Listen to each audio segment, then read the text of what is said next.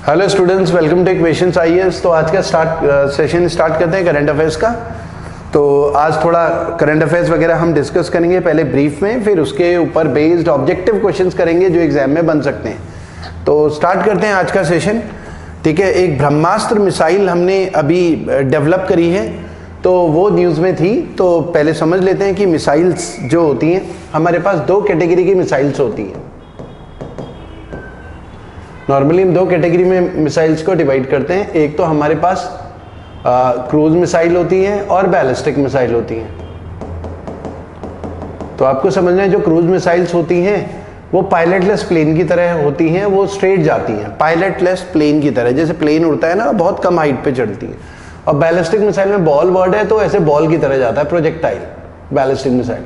Ballistic missile को radar के through intercept किया जा सकता है, लेकिन क्रूज मिसाइल को रडार के थ्रू इंटरसेप्ट करना बहुत मुश्किल होता है, क्योंकि काफ़ी कम हाइट पर बहुत स्पीड में चल रही होती हैं। तो जैसे हमारे पास इंडिया के पास क्रूज मिसाइल, हमारे पास ब्रह्मोस मिसाइल है, ब्रह्मोस।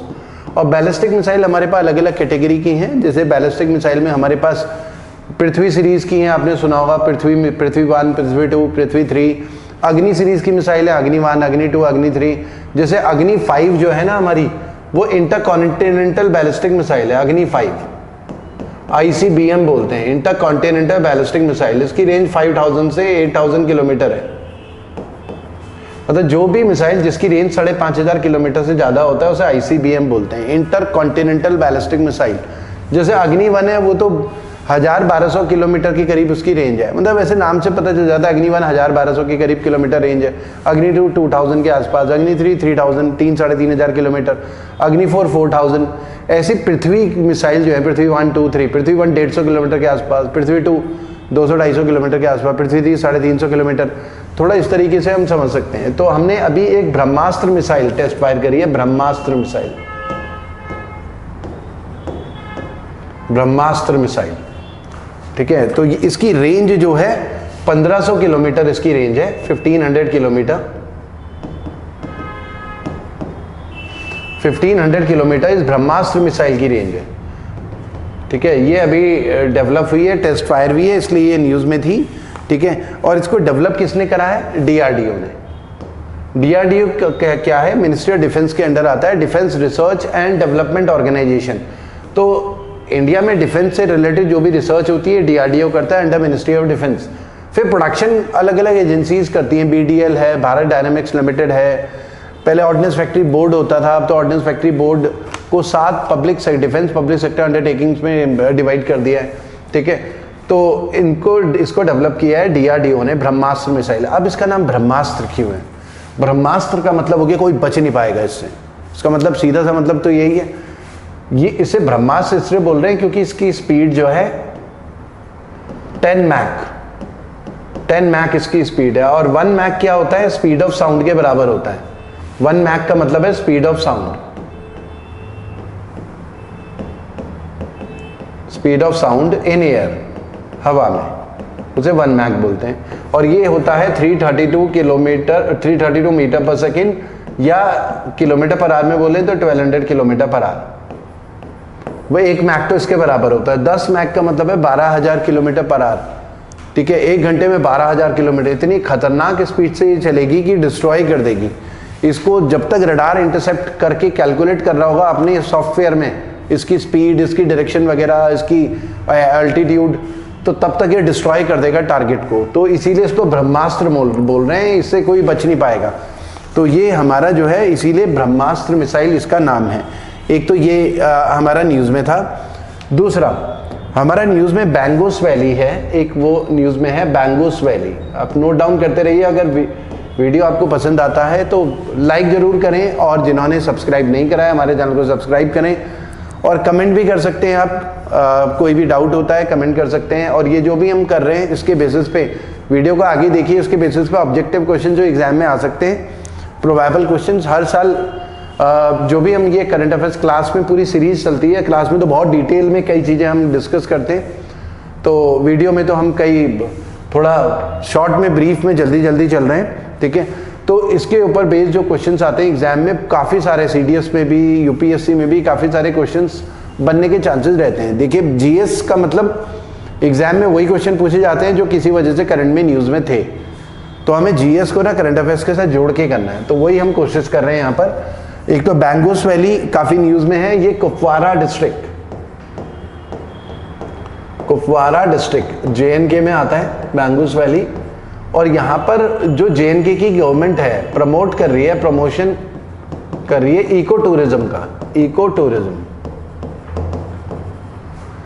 इको टूरिज्म का प्रमोशन कर रही है, तो इस वजह से ये बैंगोस वैली न्यूज़ में था। तो इको टूरिज्म डेस्टिनेशन के लिए इसे डेवलप कर रहे हैं ताकि एनवायरनमेंट भी प्रोटेक्ट हो और टूरिस्ट यहाँ पर आए, उसके एनवायरनमेंट जब पॉलीथीन वगैरह बैन, ये सब बैन होगा और एनवायरनमेंट को प्रोटेक्ट करने वाले वो सारे स्टेप्स लिए जाएंगे ताकि एनवायरनमेंट वहाँ पर पोल्यूट ना हो, ठीक है। तो एक तो ये है, उसके अलावा हमारा जो करंट अफेयर्स में E20 बहुत कॉमन है। E20 ये कई बार यूज़ होता है, ये न्यूज़ में आता है कई बार E20। तो E20 क्या है? 20% इसका मतलब होता है इथेनॉल ब्लेंडेड पेट्रोल। देखो अब ये समझना है कि इंडिया में जो क्रूड ऑयल है, इंडिया में पेट्रोल की कितनी गाड़ियां चल रही हैं, तो पेट्रोल की तो ज़रूरत होगी, पेट्रोल डीजल। तो इंडिया में ना 80% क्रूड ऑयल बाहर से आता है, 20% के करीब ही हम इंडिया से एक्सप्लोर कर पा रहे हैं। तो जाहिर सी बात है जब हम बाहर से मिडिल ईस्ट से इतना क्रूड ऑयल खरीद रहे हैं, अभी तो हम रशिया से काफ़ी खरीद रहे हैं, सऊदी अरबिया, इराक, इनसे खरीद रहे हैं क्रूड ऑयल, तो बिल भी काफ़ी अच्छा खासा आता होगा, पेमेंट ज़्यादा जाती है। तो हमें अपने बिल को ना रिड्यूस करना है, क्योंकि फिर इंडियन मनी बाहर चली जाएगी, हम कम रहे हैं, खर्चा ज़्यादा कर रहे हैं, तो हमें क्या करना है, अपना खर्चे को कम करना है। तो इस बिल को रिड्यूस करने के लिए और भी बहुत सारे रीजंस हैं कि क्योंकि क्रूड ऑयल से एनवायरनमेंट भी पोल्यूट होता है, हाइड्रोकार्बन है वो, तो ठीक है। तो क्रूड ऑयल में सरकार क्या कर रही है, इथेनॉल मिला रही है। इथेनॉल कैसे मिल रहा है? 20% इथेनॉल का टारगेट है, 20% इथेनॉल का टारगेट जो है वो 2025-26 तक है, के लिए है। 2025-26 में इस टारगेट को पूरा करेंगे। पेट्रोल में इथेनॉल मिलाया जाएगा 20%। इथेनॉल मिलेगा शुगर केन से, ठीक है। ये जो शुगर केन से इथेनॉल मिलेगा, ये जैसे शुगर मिल्स में गन्ना जाएगा और फिर उससे चीनी बनाई जाएगी, और जो मोलासेस बच जाते हैं शुगर केन को, उसको प्रोसेस किया जाएगा, इथेनॉल में बनाया जाएगा, अल्कोहल। तो इथेनॉल जो है उसे प्रोसेस करने के बाद जो है पेट्रोल में मिक्स किया जाएगा। तो मतलब 80% पेट्रोल होगा, 20% इथेनॉल मिक्स होगा। पेट्रोल पंप में वो यही वाला E20 मिलेगा, इथेनॉल ब्लेंडेड पेट्रोल 20%। फिर हमारी गाड़ियों में यही डलेगा। इसके बेनिफिट क्या होंगे? एक तो हमारा इंपोर्ट का बिल कम हो जाएगा, पहला। दूसरा, ये क्या करेगा, एनवायरनमेंट फ्रेंडली ज़्यादा होगा, ठीक है। एनवायरनमेंट को उतना ज़्यादा पोल्यूट नहीं करेगा जितना पूरा पेट्रोल करता है। तीसरा, ऐसा है इसमें बोल रहे हैं कि जो इंजन है उसकी लाइफ बढ़ेगी, इंजन की एफिशिएंसी बढ़ेगी, क्योंकि ये जो 20% इथेनॉल है, माइलेज भी गाड़ी का बढ़ेगा। जो इथेनॉल है ये कंबशन इंजन जो होता है ना गाड़ी का, उसमें फ्यूल बर्निंग में हेल्प करता है। फ्यूल बर्निंग में ना ऑक्सीजन की सप्लाई बहुत फास्ट कर देता है, उससे क्या है, फ्यूल बर्निंग पूरी होती है। वरना क्या है, जो है इनकम्प्लीट बर्निंग ऑफ हाइड्रोकार्बन होता है, जो पूरी तरीके से हाइड्रोकार्बन जलते नहीं है, पूरी तरीके से पेट्रोल डीजल पूरा बर्न नहीं होता। आधा अधूरा जला हुआ पेट्रोल डीजल क्या है ना, धुएं के साथ बाहर आता है और पोल्यूशन भी होता है। तो ये क्या करेगा, सारा हाइड्रोकार्बन बर्न करेगा ताकि गाड़ी की माइलेज भी बढ़े, गाड़ी इंजन की लाइफ भी बढ़े। तो ये काफ़ी न्यूज़ में रहता है। 20% इथेनॉल ब्लेंडेड पेट्रोल, टारगेट 25-26 है, और ये इथेनॉल शुगर केन से मेनली मिल रहा है, और भी उससे मिल सकता है बाय प्रोडक्ट से। तो एक तो ये हमारा न्यूज़ में है। उसके अलावा पहले चलो इनके बेस्ड क्वेश्चन कर लेते हैं, ये जो भी हमने डिस्कस करा। ये 3 क्वेश्चन है, आप आंसर कमेंट सेक्शन में भी लिख सकते हैं, इसके आंसर अपनी कॉपी में भी चेक कर सकते हैं कि इनके ऊपर क्वेश्चंस क्या क्या बन सकते हैं करंट अफेयर्स के। एक तो पहला जो अभी हमने डिस्कस करा, which organization developed the Brahmastra missile. अभी हमने बात करी ब्रह्मास्त्र, इसलिए बोल रहे हैं क्योंकि मैक 10 इसकी स्पीड है, ठीक है, 12,000 किलोमीटर पर आवर हो जाएगी इसकी स्पीड। तो DRDO ने डेवलप करा है, तो डी हमारा आंसर है। दूसरा क्वेश्चन, बैंगोस वैली अभी हमने डिस्कस करा है। बैंगोस, जिसने नहीं देखा है वीडियो, दोबारा से वीडियो देख ले, ठीक है। Which was seen in news, located in which state, तो जम्मू एंड कश्मीर। इसको इको टूरिज्म के लिए प्रमोट कर रहे हैं, ठीक है, ये हमने डिस्कस करा। और third, E20 refers to in context of which fuel, E20 हमारा क्या है, E20 हम बोल रहे हैं कि 20% इथेनॉल ब्लेंडेड पेट्रोल, तो इसका आंसर हमारा बी है। अब कुछ को ये लग रहा होगा गैसोलीन, गैसोलीन का मतलब भी पेट्रोल होता है। अमेरिका में पेट्रोल को गैसोलीन वर्ड यूज किया जाता है, वहां पर पेट्रोल वर्ड यूज नहीं किया जाता। यूरोप और इंडिया, एशिया में ना पेट्रोल वर्ड यूज हो रहा है, लेकिन अमेरिका में पेट्रोल के बदले गैसोलीन वर्ड यूज होता है। ठीक है, तो ये 3 क्वेश्चन जो हमने डिस्कस करे उसके ऊपर बेस्ड ऑब्जेक्टिव क्वेश्चन है जो एग्जाम में आने के चांसेस हैं। और उसके अलावा लैग्रांजेस पॉइंट भी काफी न्यूज में रहता है।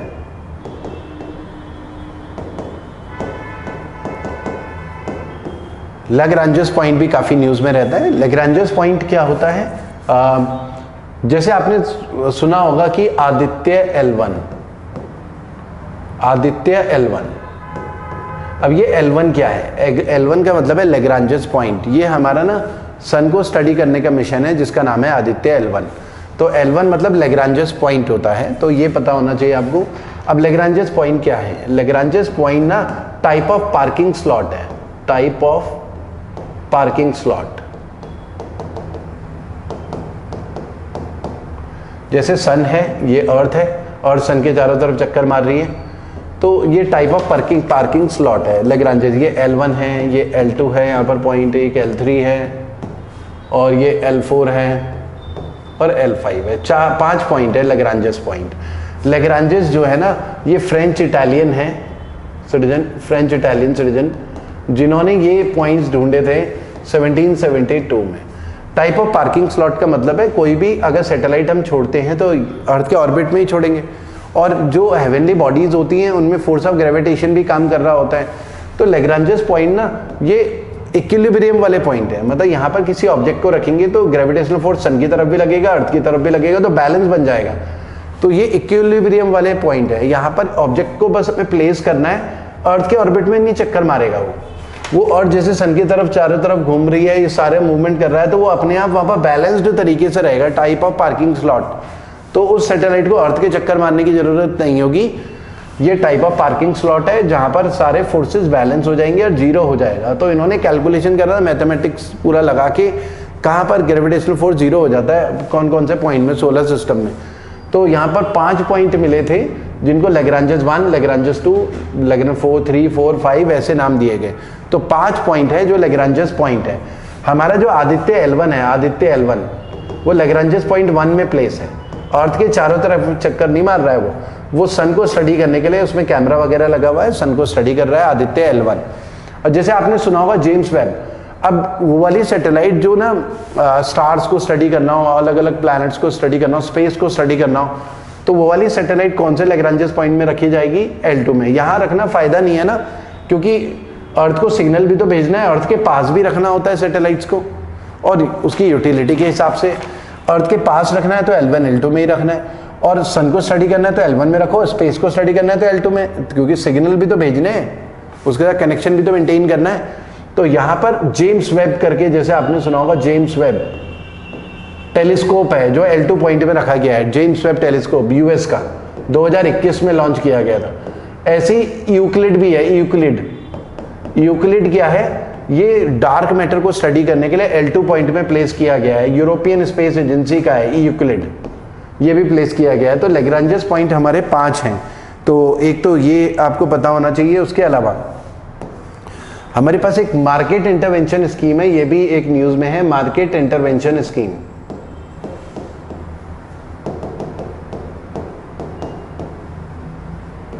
MIS इसको बोल रहे हैं, ये सरकार लेकर आई है मार्केट इंटरवेंशन स्कीम, जो पेरिशेबल गुड्स होती हैं, पेरिशेबल गुड्स का मतलब हो गया यहाँ पर हम बात कर रहे हैं फ्रूट्स एंड वेजिटेबल, मतलब हॉर्टिकल्चर।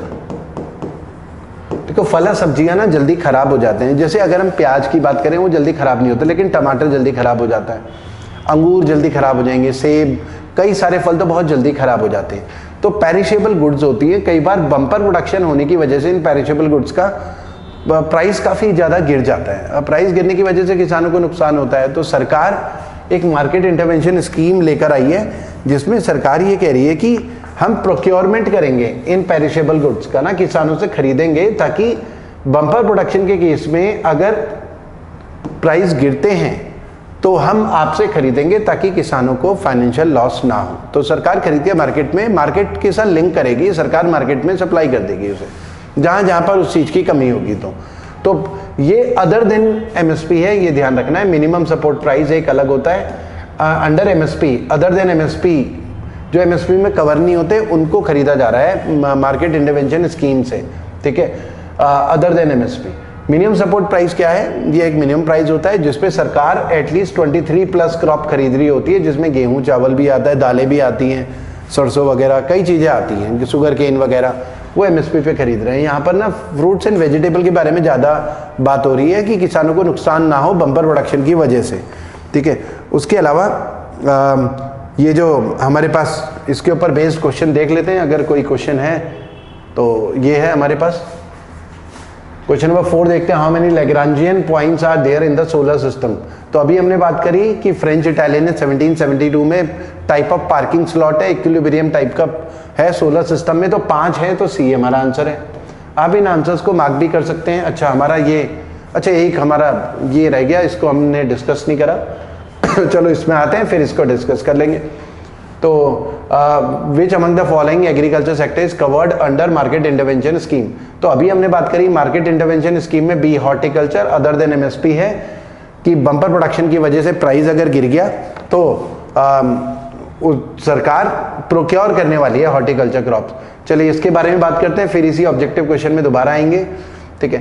नेशनल वाटरवे के बारे में बात कर लेते हैं। हमारे पास ना सरकार एक नेशनल वाटरवे रेगुलेशन एक्ट लेकर आई है, नेशनल वाटरवे रेगुलेशन एक्ट 2025। ये नेशनल वाटरवे है, जैसे नेशनल हाईवे होते हैं ना वैसे ही नेशनल वाटरवे होते हैं। वाटरवे का मतलब है नदी के रास्ते ना ट्रांसपोर्टेशन वगैरह करना या रास्ता जो है। तो इसमें ना इंडिया में सबसे बड़ा वाटरवे मतलब ऐसा वाटरवे जिसमें शिप चलते हैं बड़े बड़े। अब कौन सी इंडिया में इतनी बड़ी नदी है जिसमें शिप चल सकते हैं? गंगा। लेकिन शिप कहाँ से चल सकते हैं? ऐसा नहीं होगा कि गंगोत्री से शिप चल रहे हैं, ठीक है। शिप चलेंगे इलाहाबाद, प्रयागराज से। प्रयागराज में क्या है कि गंगा यमुना सरस्वती मिलते हैं तो गंगा बहुत चौड़ी और गहरी हो जाती है, तो वहाँ से शिप चल सकते हैं। तो हमारे देश में ना नेशनल वाटरवे 1 है जो प्रयागराज टू हल्दिया है, ये आपको ध्यान रखना है, प्रयागराज टू हल्दिया, ठीक है। ये 1620 किलोमीटर का है लगभग इसकी लेंथ। हल्दिया कहाँ है? वेस्ट बंगाल में। तो यहाँ पर ना शिप चलते हैं, ट्रांसपोर्टेशन होता है, बड़े बड़े शिप चलते हैं सामान, तो कॉस्ट काफ़ी कम बैठती है और सड़क के ऊपर कंजेशन भी कम रहेगा ट्रांसपोर्टेशन का। एक नेशनल वाटरवे 2 भी है जो कि ब्रह्मपुत्रा नदी में, ये गंगा नदी में है, ये भी लिख लेते हैं, ऐसी ब्रह्मपुत्रा नदी में है, आसाम में, ब्रह्मपुत्रा नदी में है आसाम में, ठीक है। ये जो है ढोला सडिया है, सो ढोला सडिया आसाम, नेशनल वाटरवे 2। वैसे तो और भी हैं, साउथ इंडिया में भी है, लेकिन ये 2 इंपॉर्टेंट है नेशनल वाटरवे, ठीक है। तो आते हैं कि ये क्वेश्चन नंबर 5 में, तो आप आंसर बताइए कौन सा होगा। National waterway lies on Dhola Sadiya Dhubri stretch, Dhola Sadiya Dhubri Brahmaputra river, तो हमारा आंसर इसका है बी आंसर। तो स्टूडेंट्स आज की वीडियो में इतना ही करते हैं, नेक्स्ट वीडियो में से आगे कंटिन्यू करेंगे। Thank you.